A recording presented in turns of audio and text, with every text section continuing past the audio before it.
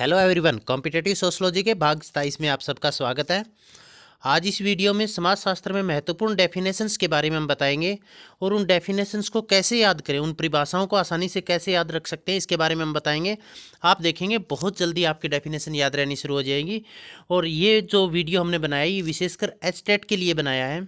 इसके अलावा UPSC, HPSC या नेट या किसी भी तरह के सोशियोलॉजी से रिलेटेड कॉम्पिटिटिव एग्जाम के लिए बहुत ही महत्वपूर्ण वीडियो है। ये आप सब बड़े ध्यान से देखिएगा और किस तरह से डेफिनेशन याद रखी जाए वो भी आप देखिएगा। तो हम शुरुआत करते हैं। पहला अपना डेफिनेशन है, जैसे समाजशास्त्र समाज का विज्ञान है।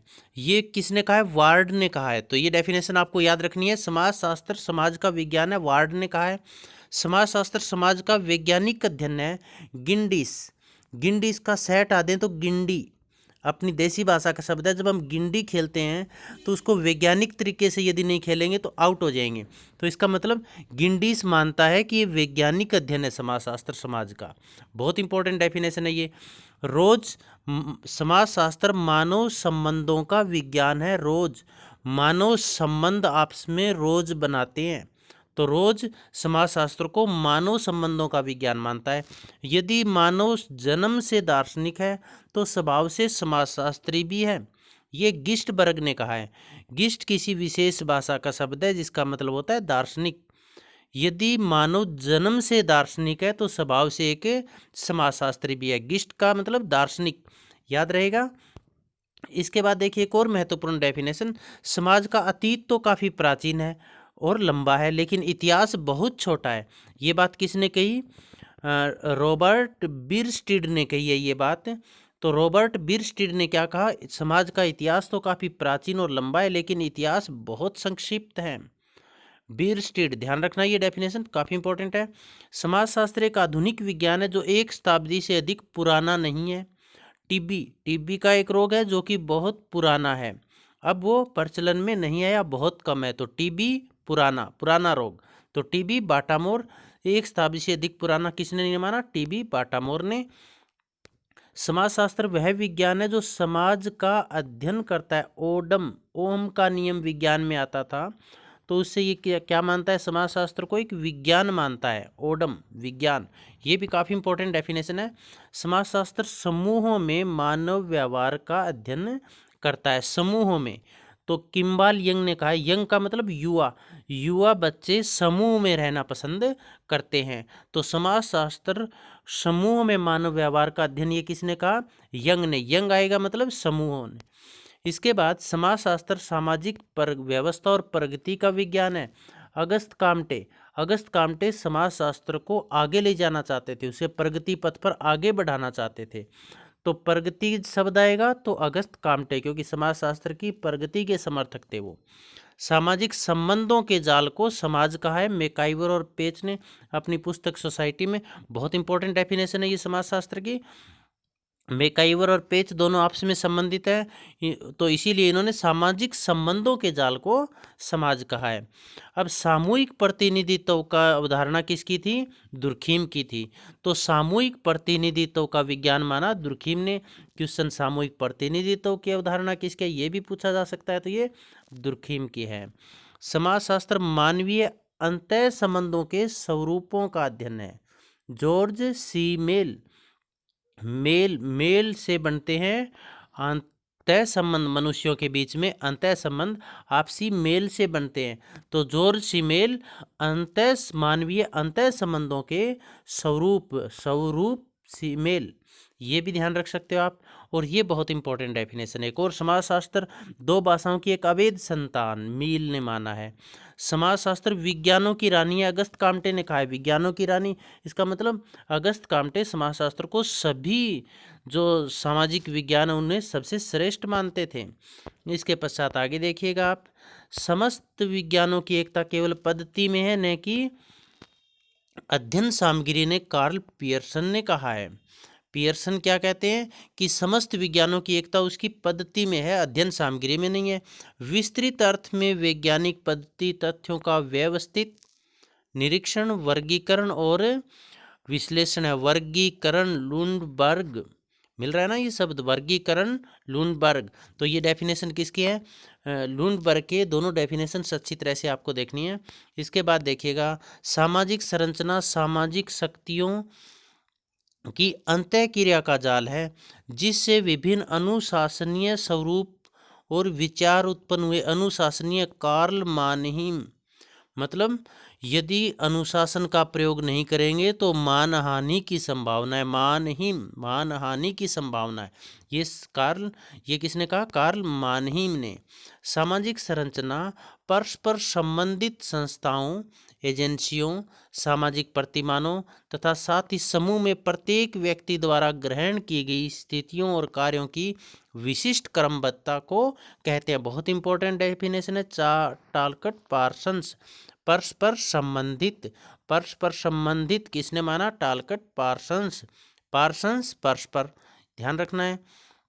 इसके पश्चात सामाजिक संरचना का निर्माण समूहों, समितियों, संस्थाओं से मिलकर हुआ। गिन्सबर्ग, किसने की ये बात? जिन्सबर्ग ने क्या कहा? समूह, समितियों, संस्थाओं से मिलकर हुआ है।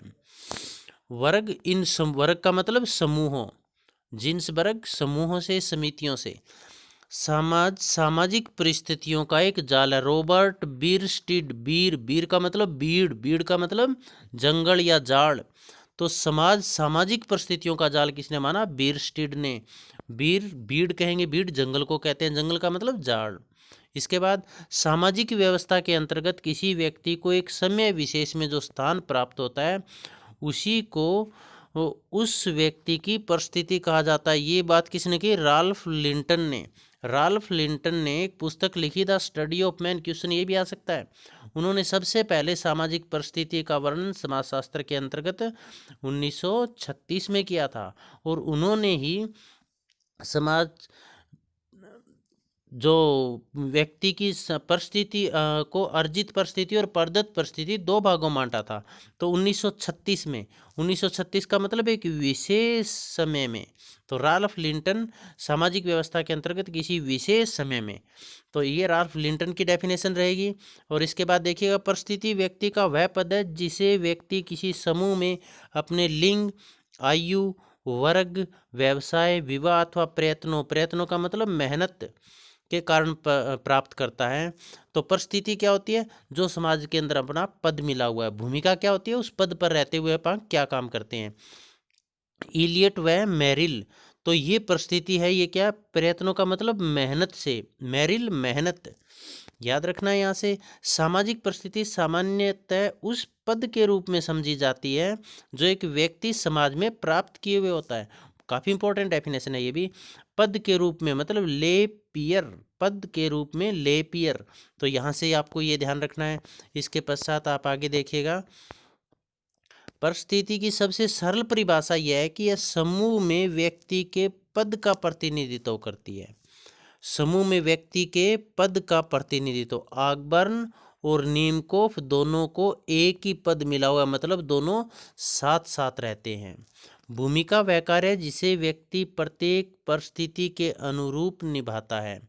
ये बात कौन कह रहे हैं? इलियट व मेरिल। क्या कह रहे हैं? मेरिल अनुरूप, किसके अनुरूप? परिस्थिति के अनुरूप। भूमिका वह तरीका है जिसके द्वारा व्यक्ति अपनी परिस्थिति संबंधी आवश्यकताओं की पूर्ति करता है। डेविस, विश का मतलब इच्छा या आवश्यकता। तो डेविस, भूमिका वह तरीका है जिसके द्वारा व्यक्ति अपनी परिस्थिति संबंधी आवश्यकताओं का मतलब विश। तो डेविस। परिस्थिति संस्थागत भूमिका है। बहुत इंपॉर्टेंट डेफिनेशन है ये। संस्था का मतलब बीरस्टीड का मतलब स्टडी कहाँ होती है? संस्था में। तो परिस्थिति संस्थागत भूमिका है, रॉबर्ट बीरस्टीड ने माना है। परिस्थिति व भूमिका एक ही सिक्के के दो पहलू हैं, एक ही सिक्के के दो पहलू। इलियट और मेरिल दो व्यक्ति, दोनों को कभी अलग नहीं किया जा सकता। ये भी एक ही सिक्के के दो पहलू, परिस्थिति और भूमिका भी एक ही सिक्के के दो पहलू। तो इलियट और मेरिल परिस्थिति और भूमिका को एक ही सिक्के के दो पहलू मानता है। कोई भी भूमिका परिस्थिति का गतिशील पहलू है। गतिशील कौन मानता है? राल्फ लिंटन का मतलब लिटिल, छोटा बच्चा कितना गतिशील होता है, प्रत्येक काम को कितनी फुर्ती के साथ करता है। तो कोई भी भूमिका परिस्थिति का गतिशील पहलू है। गतिशील कौन मानता है इसको? लिंटन, लिटिल बच्चा। परिवार एक सार्वभौमिक संस्था है। देखो कैसे याद रखेंगे इसको, सार्वभौमिक का मतलब जो हर जगह विद्यमान हो। मर डाक मरना, मरते पूरी दुनिया में व्यक्ति मरते हैं, ये सार्वभौमिक सच्चाई है। मरना सार्वभौमिक सच्चाई है, तो सार्वभौमिक कौन मानता है, मर्डॉक मानता है इसको। इसके बाद देखिएगा, पारिवारिक समूह प्रथम मानवीय पाठशाला, बोगार्ट्स। बोगार्ट्स का मतलब बोर्ड्स, बोर्ड कहाँ यूज होते हैं, पाठशाला स्कूल में। तो पारिवारिक समूह को प्रथम मानवीय पाठशाला किसने माना, बोगार्ट्स ने। परिवार का कानूनी आधार विवाह है। मेयर, मेयर कानूनी रूप से चुने जाते हैं, तो परिवार को कानूनी मेयर ने माना है। परिवार बच्चों सहित या बच्चों रहित पति पत्नी, पति पत्नी का मतलब एक जोड़े के रूप में, तो अकबर्न और नीमकोप जोड़े के रूप में ही रहे हैं। इसके पश्चात आप देखिएगा, जब दो या दो से अधिक व्यक्ति आपस में एक दूसरे से मिलते हैं और एक दूसरे को प्रभावित करते हैं, तो एक समूह का निर्माण करते हैं। सामाजिक समूह की परिभाषा ये। अकबर्न व नीमकोप दोनों एक दूसरे से मिलते हैं, एक दूसरे को प्रभावित करते हैं, मतलब इकट्ठा नाम, और यहाँ भी एक दूसरे के बारे में ये बातें कर रहे हैं। समूह से हमारा अभिप्राय व्यक्तियों के किसी ऐसे समूह से है जो आपस में एक दूसरे से सामाजिक संबंध स्थापित करते हैं। मैकाइवर और पेच ने अपनी परिभाषाओं में किस पर दबाव दिया, सामाजिक संबंध। सामाजिक संबंधों के जाल को इन्होंने समाज कहा था ना।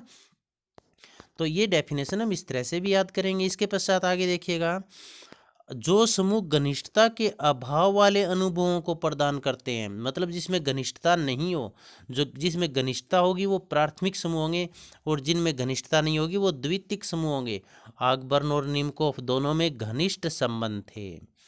संदर्भ समूह वह समूह है। अब संदर्भ समूह का सबसे पहले प्रयोग हर्बर्ट हाइमैन ने 1942 में किया था। संदर्भ समूह का मतलब जिस समूह का व्यक्ति सदस्य तो नहीं है, लेकिन उस समूह का सदस्य वो बनना चाहता है।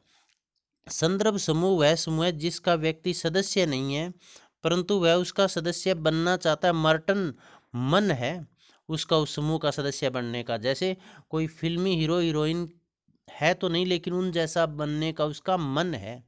तो संदर्भ समूह वह समूह है जिसका व्यक्ति सदस्य नहीं है, परंतु वह उसका सदस्य बनना चाहता है। मर्टन मन, तो ये किसने कहा, मर्टन ने। संदर्भ समूह काल्पनिक और नकारात्मक दोनों है। काल्पनिक, क्लाइन काल्पनिक, तो संदर्भ समूह को काल्पनिक और नकारात्मक किसने माना, क्लाइनबर्ग ने माना है।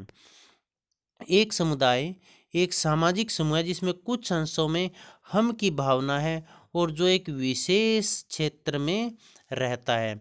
बोगार्ट्स, बोगार्ट्स का मतलब बोर्ड्स, बोर्ड्स का मतलब सभी वहाँ मिलजुल कर, सभी हम मिलजुल कर वहीं पर पड़े हैं। एक समाज जो एक निश्चित भूभाग में रहता है समुदाय कहलाता है। मेंजर, मेंजर का मतलब बंजर, बंजर भूमि।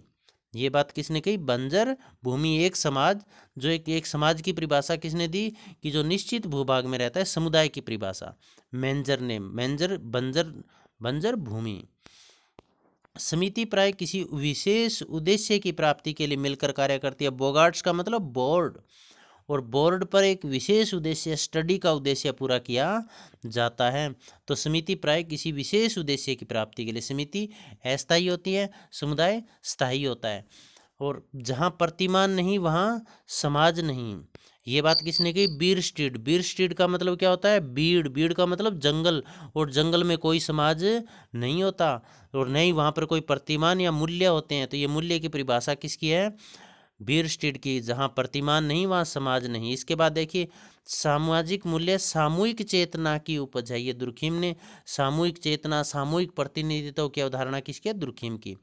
बिना मूल्यों के समाज को नहीं समझा जा सकता। अब मैकाइवर और पेज के बिना भी समाज को नहीं समझा जा सकता, क्योंकि इन्होंने समाजशास्त्र की विश्व प्रसिद्ध परिभाषा दी थी, सामाजिक संबंधों का जाल। तो सामाजिक बिना मूल्यों के समाज को नहीं समझा जा सकता। ये बात किसने कही, मैकाइवर और पेच ने।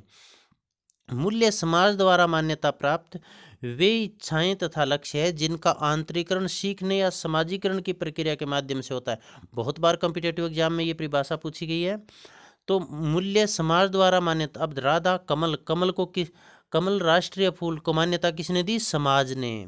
तो ये बात किसने की, मूल्य समाज द्वारा मान्यता प्राप्त इच्छाएं, राधा कमल।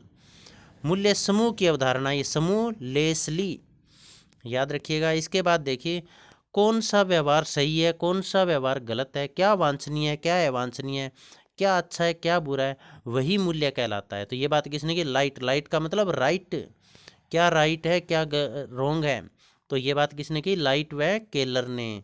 इसके पश्चात आगे देखिएगा आप, सामाजिक अंतःक्रिया एक प्रक्रिया है जिसके द्वारा मनुष्य एक दूसरे के मस्तिष्क में प्रवेश करता है। सामाजिक अंतःक्रिया की परिभाषा ये किसने दी? डॉसन व गेटिस ने। गेटिस का मतलब गेट, गेट में से हम क्या करते हैं? प्रवेश करते हैं।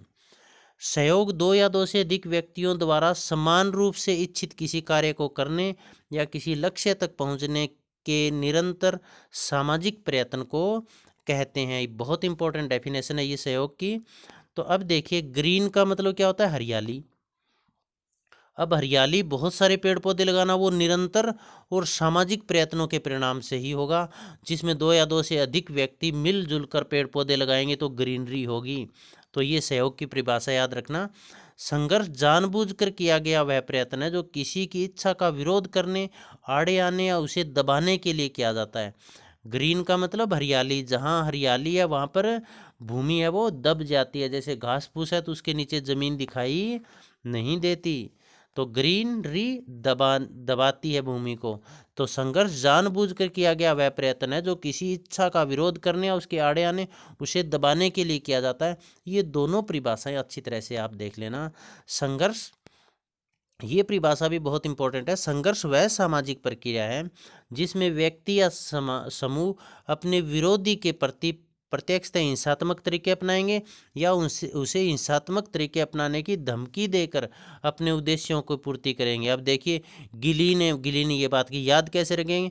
गिलीन को गिद्दड़ मान लें, गिद्दड़ भभकी, तो गिद्दड़ भभकी देते हैं, कुछ करते नहीं है बल्कि गिद्दड़ भभकी देते हैं। वो संघर्ष की परिभाषा किसने दी?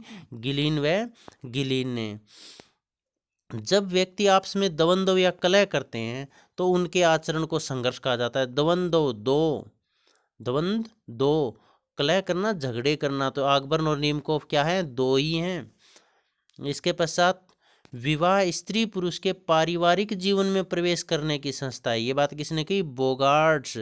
बोगार्ट्स को हमने क्या माना था? बोर्ड्स पाठशाला में होते हैं जहाँ पर हम सबसे पहले प्रवेश करते हैं। तो पारिवारिक स्त्री पुरुष के पारिवारिक विवाह स्त्री पुरुष के पारिवारिक जीवन में प्रवेश करने की संस्था है। जैसे मानव के जीवन में विवाह महत्वपूर्ण है, उसी तरह से पढ़ाई के मामले में बोर्ड महत्वपूर्ण है। कक्षा के अंदर ब्लैक बोर्ड्स जो होते हैं, किसी भी तरह के बोर्ड्स होते हैं, वो महत्वपूर्ण है। तो ये बात किसने कही है? बोगार्ट्स ने। धर्म आध्यात्मिक शक्ति पर विश्वास है, बहुत इंपॉर्टेंट डेफिनेशन है, टाइलर की है ये। अलौकिक शक्ति में ही विश्वास धर्म है, ये बात किसने कही है? जॉनसन ने। काफ़ी इंपॉर्टेंट डेफिनेशन है, ये आपको ध्यान रखनी है।